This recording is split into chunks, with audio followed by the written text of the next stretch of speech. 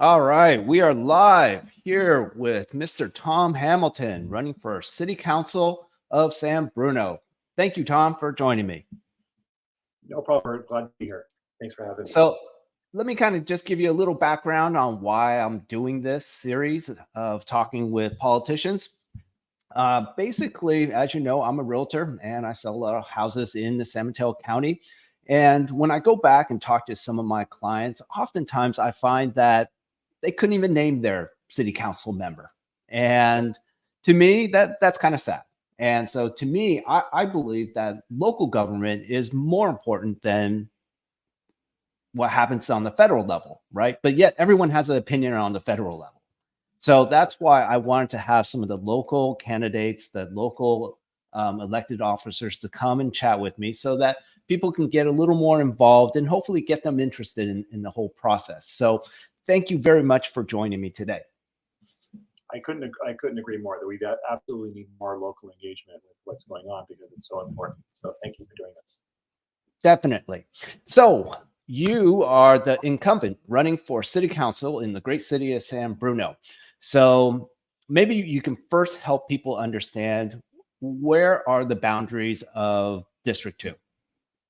Sure. So District 2 encompasses mostly the Crestmore neighborhoods. So there are three subdivisions in the hills of San Bruno called Crestmore 1, Crestmore 2, and Crestmore 3. The majority of single-family homes that are in my district are in that area. And then the district also extends down to the area where north of 380 and around Cherry Avenue, where we have all the multifamily homes. So all the way down to El Camino, across from Tan Fran. So and the northern boundary is Sneak Lane and the cemetery. So Got it. So I have a lot of multifamily homes. We have a lot of multifamily homes in District 2 as well. Excellent. Very helpful. Now, I noticed that you were first sworn in on December of 2020. How difficult was that? We were in the middle of the pandemic at that point. We were in the middle of the pandemic. It was a very interesting concept. I had canvassed and knocked doors for other candidates in the past, and it was a very different experience running during COVID, because I believe in knocking on doors and talking to people directly. And during COVID, it was very different because we would hang the flyer, knock on the door, and then run and to the street and have shouting conversation across their front yard. But on the flip side, people were kind of starved for human contact, being locked up in their homes. So I think more people answered the door, and most people were home because there was nowhere else for people to go. So I had a lot of great conversations. And then of course getting sworn in December, I didn't attend a council meeting in person until I was already in office for nearly 2 years. So wow. What from a governance standpoint, what was the hardest part of that? We had a lot of meetings, so it wasn't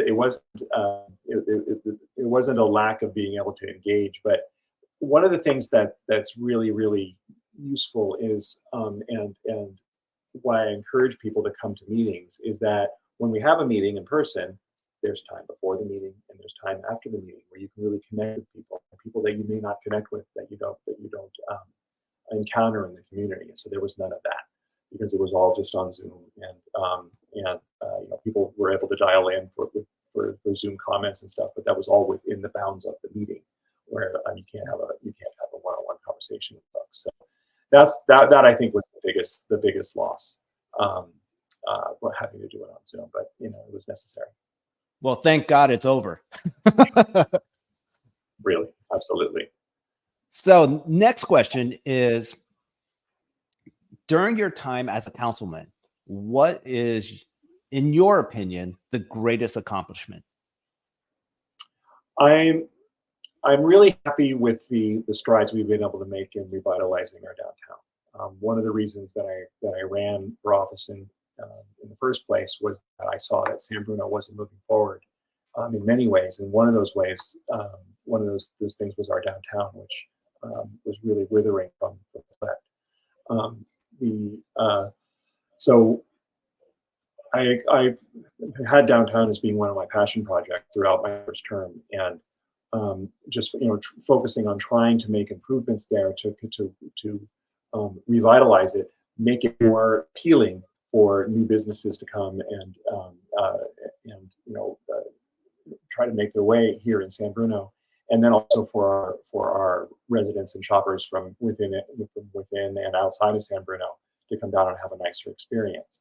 So during COVID, of course, difficult because we were under immense financial strain, like everybody was, and we wanted to make sure that we didn't have to lay off city staff and all of that. So we were being very, very judicious with our funds.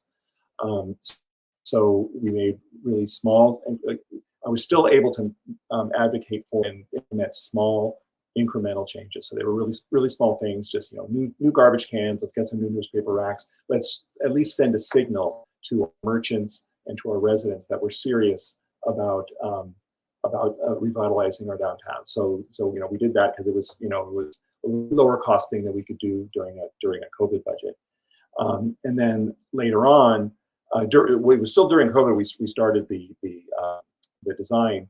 I was on a subcommittee, and we designed a new plaza. So right in the middle of our downtown, or southern end of our downtown, there's an empty lot called Centennial Plaza.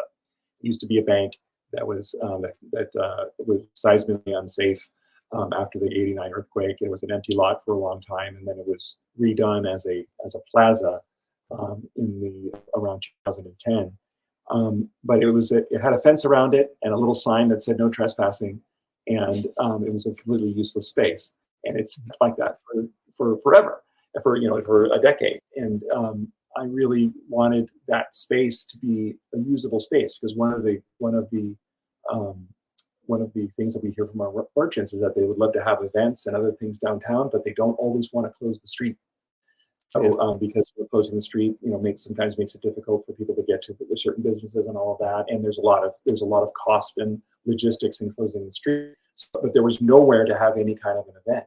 So we'll be cutting the ribbon on Centennial Plaza here in October, and I'm super happy about it. So this will be a place where we can maybe try to start up another farmers market on a small scale. It's got a little stage where you can have music and performances and places for people to get takeout and go and sit on a nice day and enjoy the weather and enjoy one of the many awesome restaurants that we have downtown. So I'm super proud of that. Tom, honestly, I don't live in San Bruno, but I go there on a regular basis because all my kids go to La Petite, the swim school. So I'm constantly in the downtown area, and I've been watching that plaza kind of get beautified. I think that's the word. Mm-hmm. And it's looking great. And I'm excited to actually see the finished product. So, congratulations on that one. Thank you.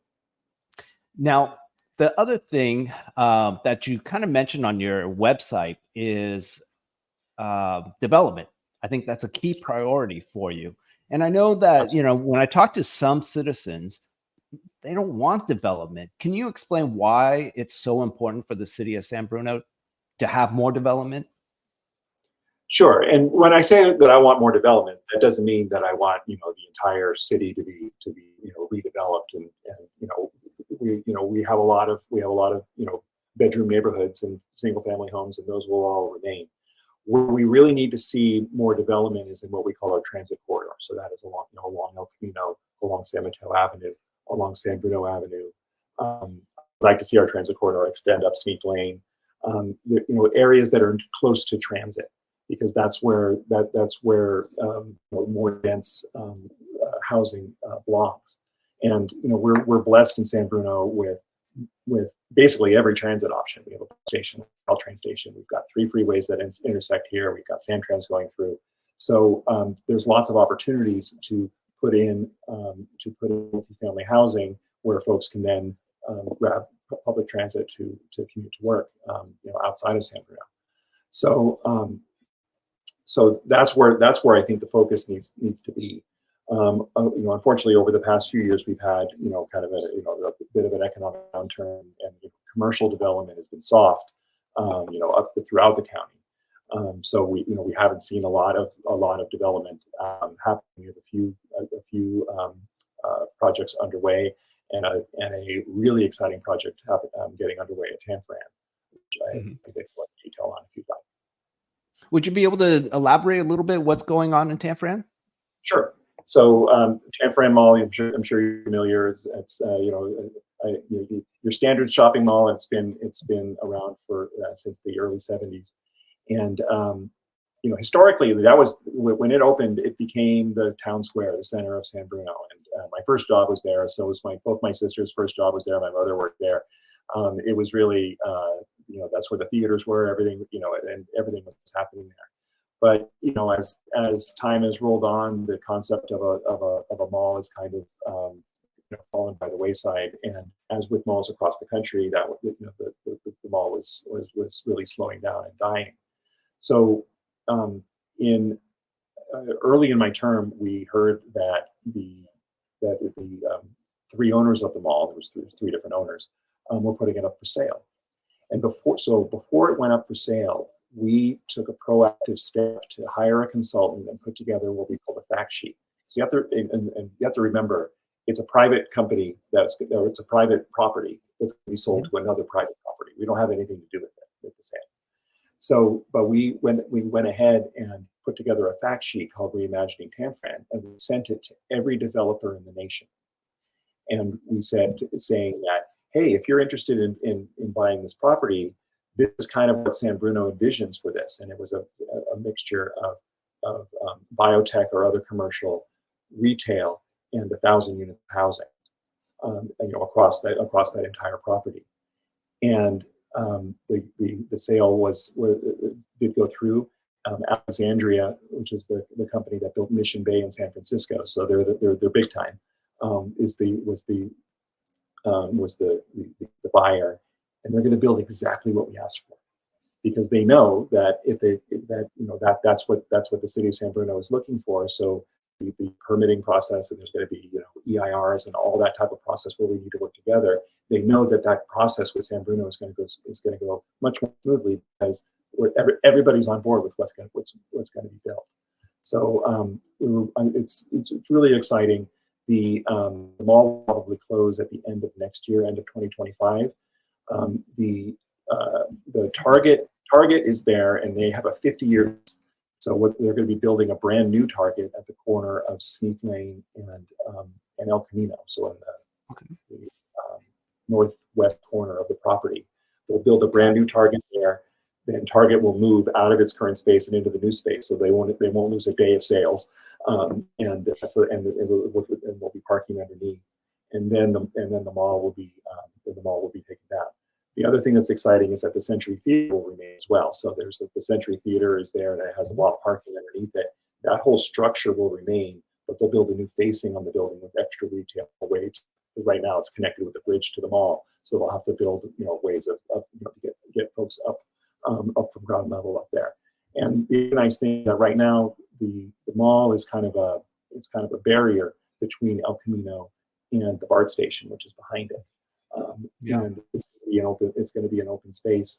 We already have commitments from Alexandria that this is not going to be a walled off space like you see like Google's campus in Mountain View, where it's this is our thing, everybody stay out. There's going to be walking trails and biking trails, and easy way for people to traverse from El Camino and get to the BART station, which will make it a lot easier for our folks to access that for the transit option. So it's a super, super exciting project. And yeah, sounds like it. Yeah, I've watched Tanfran for a little while, and unfortunately, it's really underutilized at this point. So hopefully, the new designs are going to drive more people and make it really a good community center. Yep. And the other good news there is that, as I mentioned, development has really softened. Commercial development has really softened over the past couple of years, up and down the peninsula and across the nation, really. But we have commitments from Alexandria that they've slowed down a little bit, but they haven't taken their foot off. They haven't taken their foot off the gas. We've seen in other communities lots of projects getting canceled because things are not financially great. But this project is absolutely moving forward. They're moving forward with the entitlement process right now. And Okay. it may not That's it. happen currently as fast as they originally intended, but it's still going underway. So we're super happy about that. Yeah. Okay. And then on your website, you mentioned that the city was looking at roughly a $8 million budget shortfall. And you also mentioned that you have a goal of fiscal sustainability. So, what are some of the steps that you plan to take to make up this difference? Sure. So we don't really have a budget shortfall. I don't know where that number came from, but our budget is balanced. Oh, And so, but we obviously do have fiscal problems. So from a fiscal sustainability standpoint, going across my whole term, when I first joined the council, and one of my very first meetings, we had a meeting about setting our strategic initiatives, and those are the things that the council thinks that it says are these are the priorities, these are the things that we want staff to be working on. You know, in addition to all just the regular stuff we're running the city. There were 56 things on that list, 56 things, and immediately I was just flabbergasted, and I immediately said to my colleagues and to staff, it's like, if you try to accomplish 56 things, you're going to finish 0 things. So I've been advocating all this, year after year, to let's shrink this list, and focus. And if you take something off the list, it doesn't mean we're never going to do it. It's like, let's not work on it now. Let's work on some stuff and get them all finished. So that list has progressively gotten smaller and smaller. And I'm very happy to say that in this budget cycle for the 24-25 budget, there's five things that we're focusing on, and 3 of them are about our downtown. Super happy about that. So that's really going to help us focus and not spend a lot of effort and money on a whole bunch of things that we're not going to accomplish. Other areas of looking at fiscal sustainability is we have to look at our long-term infrastructure needs. So we have a $65 million approximate a year budget. That's our general fund for operating budget. That's paying for everything. That's paying for the police and fire and parks and all those things. And so right now, $1 million a year has to be taken out of that and put into our stormwater enterprise. So, and for viewers who may not know, enterprise is something that's supposed to be sustaining itself. So, like our water customers pay for water, and all the money that we collect from water bills goes into the water enterprise, and that's used to not only keep the water enterprise running day to day, but also we bank money in it to fund replacing the water towers, replacing the pipes, and doing all of the ongoing infrastructure that you need to do, especially in an old city like ours. Our stormwater enterprise is $1 million a year underwater, no pun intended, because the property tax assessment that funds it is too small. Everybody's paying about $46 a year into it. That rate was set in 1994 and has never been raised. We tried to raise it, but that went to the property owners to a vote, and it failed miserably because we have a pretty big issue with the way that works, and because San Bruno is it's hilly. We had people in the hills voting no because they don't flood, and people in the flats voting please yes because they do flood, because we have all this stormwater issues. So right. So we went to I'm very, very proud to have worked with my more conservative colleagues to unanimously put a bond measure on the ballot, and that's Measure Q. That's on our ballot here in November. That would fund we have about $300 million in stormwater needs. We also need to replace one of our fire stations, and we have a lot of extra road repairs that we need to take place. So those are the 3 things, and the only 3 things that the money from this bond can be used for. And so we were able to put that on the ballot, and I'm obviously advocating for folks to vote yes on that in November. My opponent is adamantly against Measure Q. He thinks that we should not spend not do projects like the one I talked about for Centennial Plaza, and instead of put the money toward these needs. But it's really a question of scale. The total amount of infrastructure needs that we have that are unfunded is $550 million, and $1.5 million plaza is not going to make a huge dent in that amount. So we have to just take big swings at this and in order to address it. So Sure. Yeah. The most proud about there though is that it's been historically very difficult to get these things even onto the ballot, because we have some very fiscally conservative colleagues on our city council. So I partnered with our most fiscally conservative, my most fiscally conservative colleague, Michael Salazar, and we worked together with staff to come up with this, and was proud to get it on the ballot with a 5-0. Well, you guys definitely have, I mean, San Bruno definitely has a lot of things going on right now, a lot of moving pieces, that's for sure. So fiscal sustainability is a tough one there. Yes. There's one other thing that's probably on the minds of at least some folks who would be watching, and that's our cable internet enterprise. So we have San Bruno is one of the last cities in the nation that has their own city-run enterprise for cable TV and internet. And it was established back in the 70s. It was really the bomb. I've lived here my whole life, and we were one of the first customers to get it. And I was the envy of all my friends who lived outside of San Bruno and who didn't have it yet. But over the years, it's become just unsustainable for us to remain competitive, and because of the cost of content. With back when we opened, there were 13 channels. Now there's thousands of channels, and we have to pay for all those. So when I joined the council and was able to really get a deep dive into the books, we were losing just millions, and we ended up with $21.5 million in debt. It's simply not a sustainable. That's not a sustainable enterprise. So proud to say that we've paid off the debt, and we are in the process of we're in negotiations right now with Comcast to buy the enterprise, and we'll end it. So it simply wasn't able to be sustained. So at this point, you guys are in negotiations with Comcast to sell that piece back to them, I guess. Exactly. So they basically would be buying our customer base and then putting their own Got it.